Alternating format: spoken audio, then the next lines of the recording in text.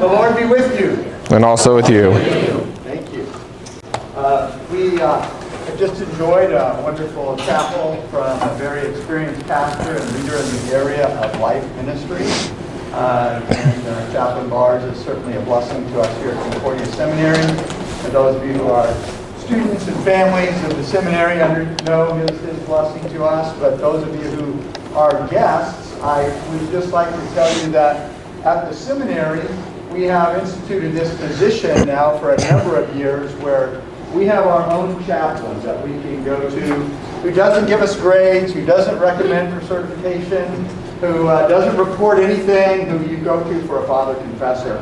And that's a great blessing to our students and to the community here. And we are happy to share him with others who come to campus. I have the honor of introducing my very good friend and a fellow church member at Holy Cross Lutheran Church in St. Louis, who's also our congregational chairman.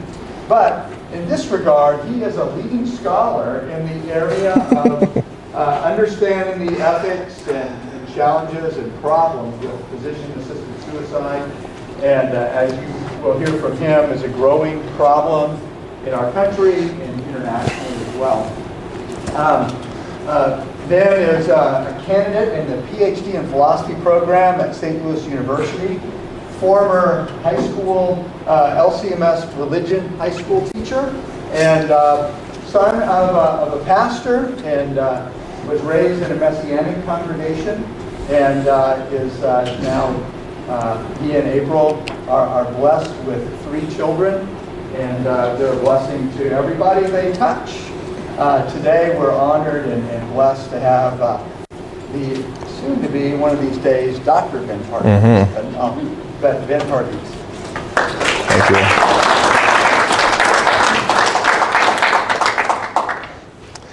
you. Mart, you asked if it was appropriate to describe me as a scholar in physician-assisted suicide. You didn't ask if it was appropriate to describe me as a leading scholar. I don't know if that one's quite so true. That's true, because I've read some of the scholars. All right, well, good morning, folks. Let's see if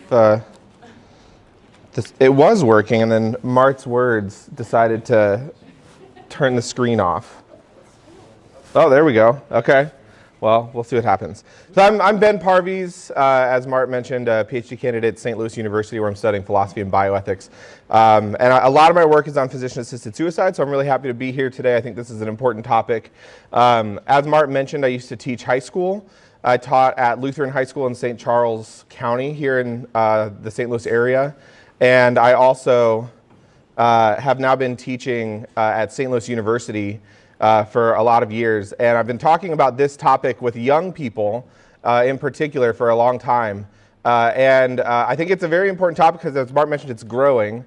But also, especially our young people just don't have a vocabulary with which to think about this topic. It just kind of seems obvious. Yeah, if people are suffering and in pain and they're dying, then sure, we should help them to be relieved of that pain by helping them to die. That just seems like the obvious, compassionate thing to do. And so I'm really glad that you all are here because you all are going to be able to help the young people in your congregations and in your schools to be able to talk about this important issue in hopefully a more interesting and nuanced way. So here are the goals of this talk today. First, we're going to talk about the current status of law in the United States and in Canada with regard to euthanasia. So the title of the talk was just physician-assisted suicide, because that's what I was asked to come talk about. Euthanasia is a more broad category. We'll talk a little bit more about the terms, but for now you can just think about them as referring to the same thing.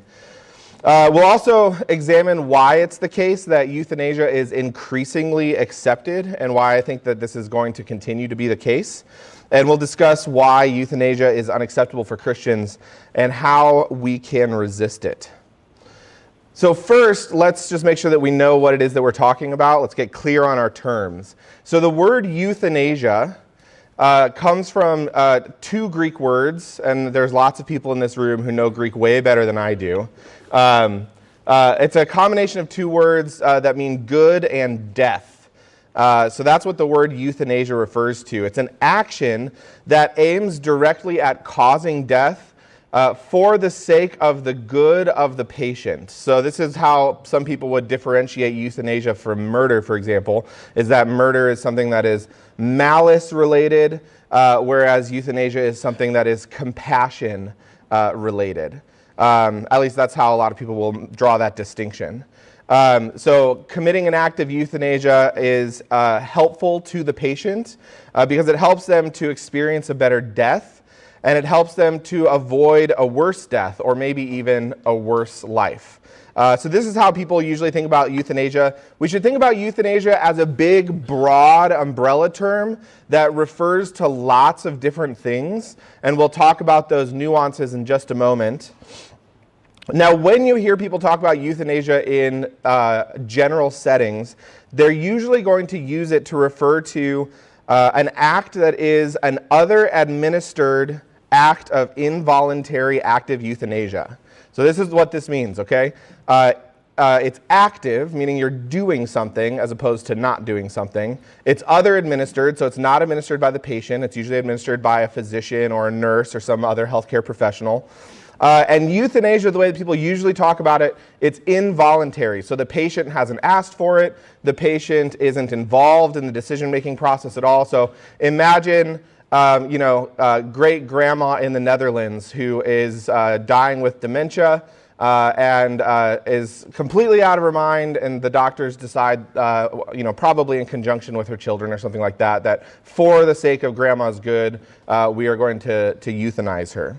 So that's what people talk about when they're talking about euthanasia. It is a big, broad umbrella term, but in general sense, when you hear people talk about euthanasia, that's what they're talking about. The term physician-assisted suicide usually refers to a self-administered voluntary act of active euthanasia.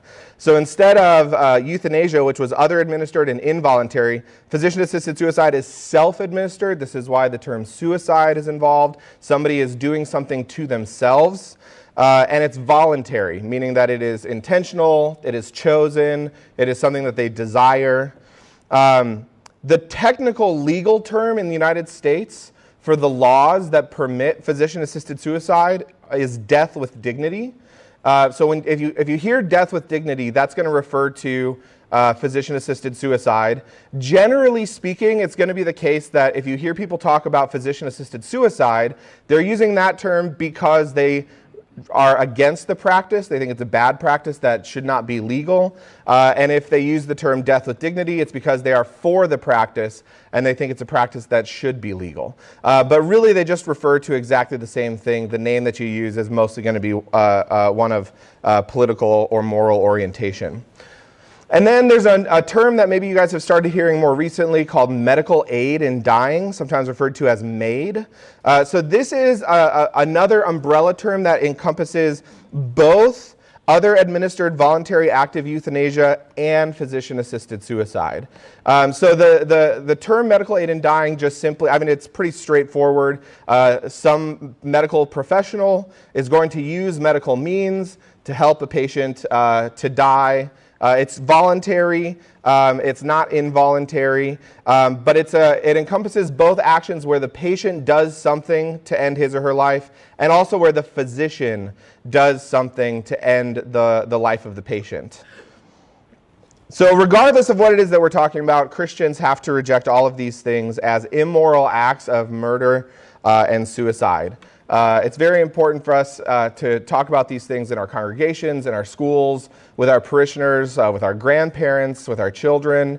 We need to understand why this is something that we must reject and why it's something that we must resist.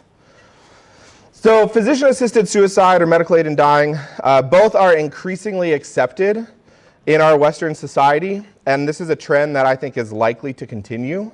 So I want to tell you a little bit about the history and a little bit about the state of these things in both the US and Canada right now. So physician-assisted suicide was first made legal in the United States in the state of Oregon in 1997. Medical aid in dying was first made legal in Canada in 2016. In Canada, it is a nationwide practice. So it's actually, so Canada's version of the Constitution, access to MAID is actually regarded as a constitutional right in Canada. And in the United States, it's not. It's on a state-by-state basis.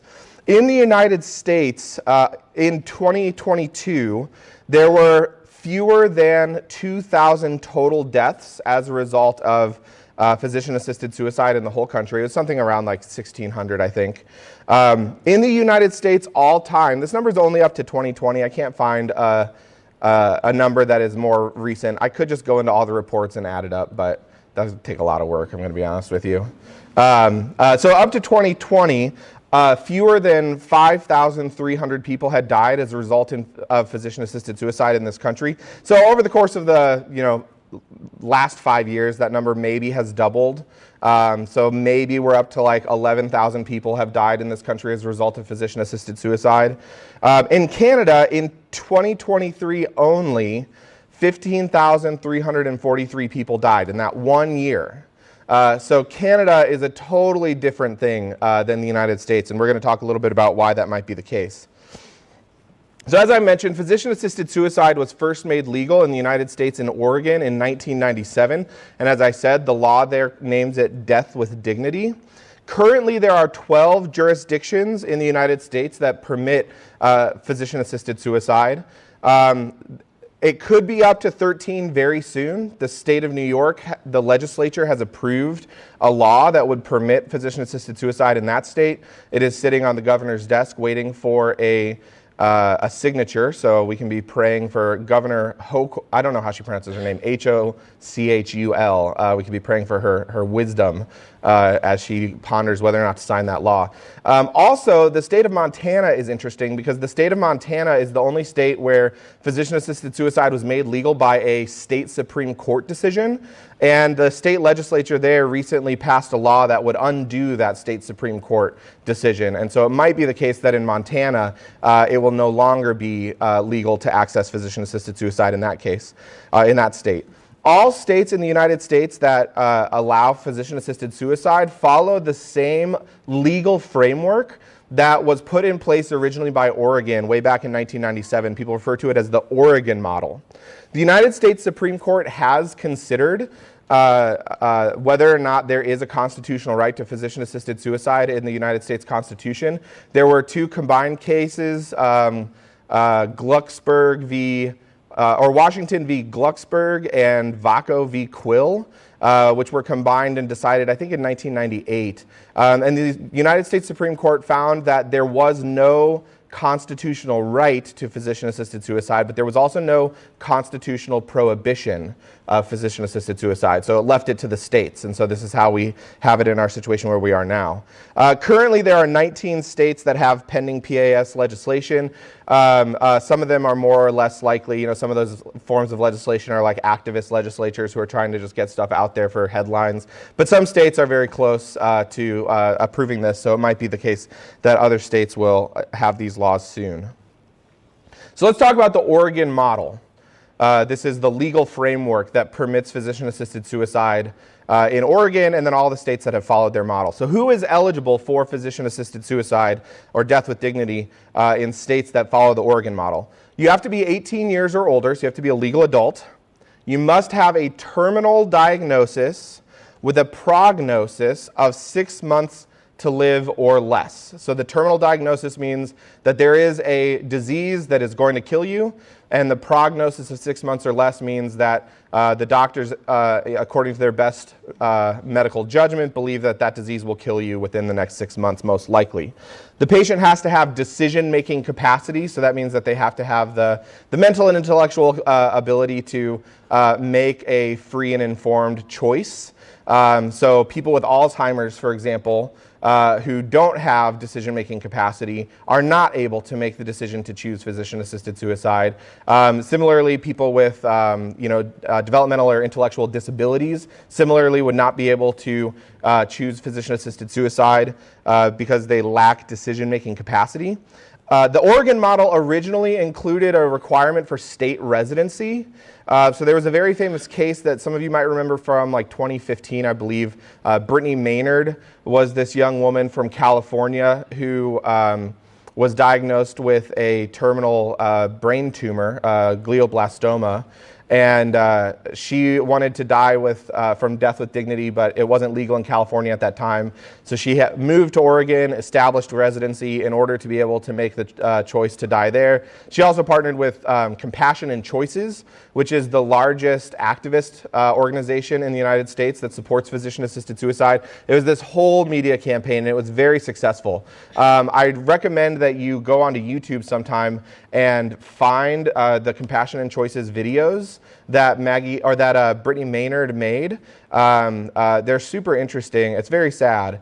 But then also, there was a woman, an LCMS woman named Maggie Carner, who was living in Connecticut, who was dying of the exact same disease at the exact same time that Brittany Maynard was. And she was very vocal in advocating against physician-assisted suicide in her state of Connecticut. During her life, Connecticut got very close on several occasions to legalizing physician-assisted suicide, and she was testifying at the state legislature and writing op-eds in newspapers and all this kinds of stuff. And there's a really great YouTube video that Maggie Carner made. It's called, I believe, An Open Letter to Brittany Maynard. Where she responds to Brittany Maynard and her deliberation over whether or not to make use of physician-assisted suicide.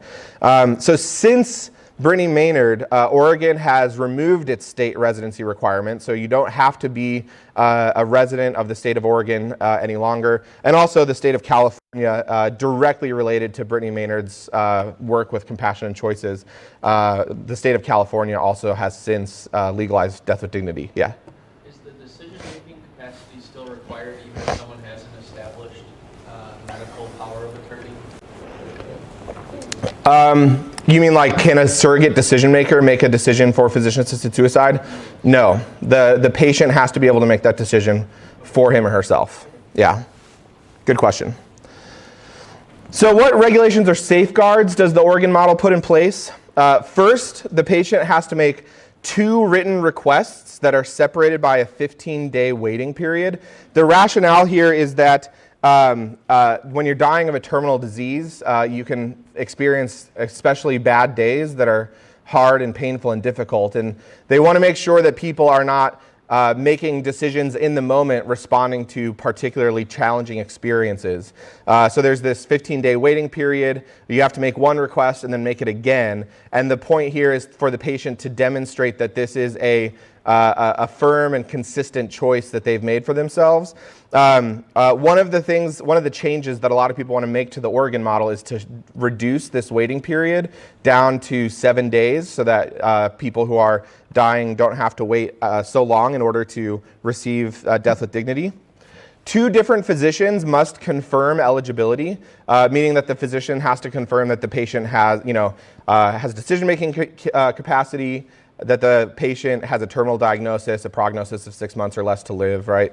So the idea there was to make sure that the physician in their, physicians make mistakes sometimes. They can get diagnoses wrong, prognoses wrong. And so if you get 2 different physicians who sign off on it, then that at least alleviates the possibility that the physician might be wrong. Nowadays you hear something called doctor shopping, where if you have a physician who has said, no, you don't meet this eligibility, then they'll just go and shop for another doctor until they find somebody that will say yes. And it's not super hard to find doctors who will say yes. The doctors who are involved in physician-assisted suicide tend to be activist physicians who want this thing to be just accepted by society as a normal way to die. And so if you have a doctor who has said yes once, then they're probably going to be able to point you in the direction of doctors who will also say yes. So it's not very hard to find 2 physicians who will confirm eligibility. The patient must be informed of alternatives, especially palliative care is an important one. They don't have to enroll in palliative care or hospice care, but they have to at least be informed of those possibilities. Notification of next of kin must be suggested, but it's not required. So you do hear stories sometimes of people. I actually just saw an article about this on social media the other day. An Irish family who received notification from the Swiss physician-assisted suicide clinic that their mom had died there and her ashes were being sent back to them via just like regular mail. And nobody had any idea that she had even traveled to Switzerland.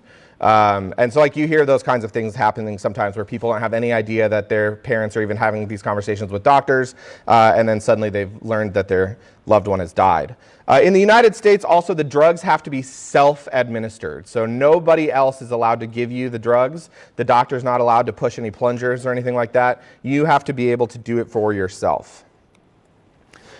So, sorry, I got to make sure I'm staying on time. What actually happens? So this is the way that it works in the United States. Patients receive a prescription for a cocktail of drugs. It's called DDMA-PH. And the particular combination of drugs that has been used has changed over time, but this is the one that is currently being recommended by physicians who make use of this practice. It's a powder that you mix with liquid and drink. It's recommended that you use orange juice because the sweet and the sour overcomes the bitterness of the drugs. 4 ounces of orange juice, you mix it in, and then you drink it. So DDMA-PH is a sedative. So first it puts the patient to sleep. It's going to relieve all kinds of different symptoms like the potential for vomiting, which you can imagine would be bad because if you vomit up those drugs, then that is going to mean that the thing won't have worked. And after the person falls to sleep, they are slowly and gradually, their heart is going to stop until they are dead. Typically, the patient falls asleep in about 8 minutes after having taken the drink, and then they will die in about 90 minutes. Of course, it's variable. Sometimes there are people, you'll hear stories about people who it took, 5 hours or even 5 days to die. Sometimes people die in a matter of minutes. So it's always a little bit different. Question about it. Sure. If someone did take it but changed their mind at the last moment, could anything be done, or are they pretty much screwed at that point? Yeah, no, there are different things that could be done. I mean, of course, if you can induce vomiting, that's going to do a good way to, if you change at the last minute. One of the potential complications that sometimes does happen is that if family members are around when this happens, suddenly the family members might find it just exceedingly difficult to accept. And so they might do things like, call 911 or try to engage life-saving care, things like that. So there are different kinds of things that happen. I will leave time for questions at the end, by the way. So, okay, so death with dignity typically occurs at home with family and friends present. There's a new profession called a death doula. Sometimes death doulas are around. You guys are probably familiar what a birth doula is, so just figure it out. Physicians are sometimes present, but they are not usually present, and there's no requirement for a physician to be present. There are rare complications, like I mentioned, vomiting, seizures. The family might call 911 or perform life-saving measures. Here's just one interesting thing. When a person dies because of death with dignity, their death certificate lists the disease, the terminal disease, as their cause of death. It doesn't list death with dignity or physician-assisted suicide, which is just interesting. The people who choose death with dignity, there's an exceedingly common patient demographic. They are white people, usually 65 or older. The median age is 73 in Oregon, at least. They tend to be college educated. It tends to be a cancer diagnosis. When people talk about death with dignity or physician-assisted suicide, they usually talk about it in terms of pain and suffering, but those actually are not the reasons that most patients talk about as their reasons for choosing death with dignity. The state of Oregon takes very good data on these questions. The number one reason that people cite is loss of autonomy. After that, it's loss of the ability to enjoy the activities that make life worth living, loss of dignity, and then fear of being a burden. Only 28% of people indicate concerns with regard to pain, and only 5% talk about the financial burden of continued treatment. So the reasons that people cite for making this decision are different than what most people give when talking about why this is a rationally justified activity to engage in. So this is Oregon, showing you how the use of death with dignity in that state has increased over the years. I'll show you a couple more charts. You'll see that a similar trend is happening everywhere. This is California. This is Colorado. This is Washington State. In all of these places, the rate of increase of use of death with dignity is outpacing population growth. So this is not just simply going up because the states are getting larger. More people are every year making the choice to die with physician-assisted suicide.